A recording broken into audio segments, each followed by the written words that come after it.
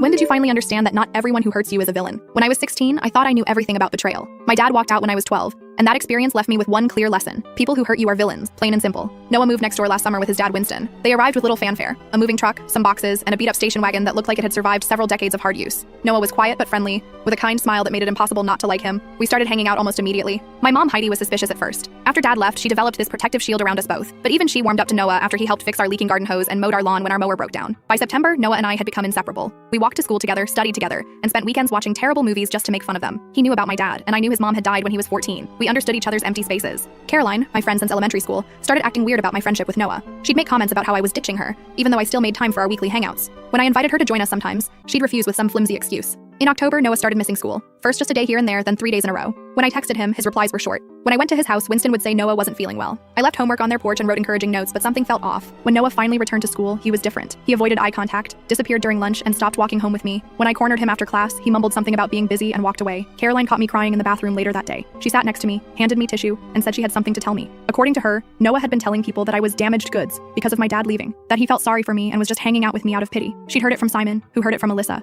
who supposedly heard Noah say it directly. I confronted Noah the next day after school. He denied it completely, looking genuinely confused. But the seed of doubt had been planted. Why else would he suddenly pull away? Why was he acting so strange? When he couldn't give me a clear explanation for his behavior, I told him our friendship was over. The hurt in his eyes made me feel vindicated. For 2 weeks, we didn't speak. Caroline became my constant companion, always ready with supportive words about how I deserved better friends. She invited me to a Halloween party at Simon's house, saying it would be good for me to get out and meet new people. The party was in full swing when we arrived. I recognized most people from school, but there were older kids too. Caroline led me through the crowd to the kitchen, where Simon was mixing drinks. He handed me something that tasted like fruit punch but burned my throat. 2 drinks later, the room was spinning. I found myself on a couch with Simon sitting too close, his hand on my knee. I tried to stand up, but my legs wouldn't cooperate. Through the haze, I heard Caroline laughing nearby. Someone took a photo. Simon's hand moved higher. Then suddenly, Noah was there, pulling me up and away from Simon. Caroline was yelling. Simon was swearing, and I was struggling to understand what was happening. Noah half carried me outside and took me to his house, where he gave me water and called my mom. The next morning, with a pounding headache and fragmented memories, I demanded answers. Noah showed me his phone, text messages from Caroline dating back weeks. She'd been telling him to stay away from me, claiming I'd been saying horrible things about his dead mother. When he didn't comply, she started spreading rumors about him instead. I was trying to figure out what to do, he explained. Winston wanted to move again, but I didn't want to leave you. My phone buzzed with notifications, tagged photos from the party showing me looking wasted, Simon's arm around me. The comments were vicious.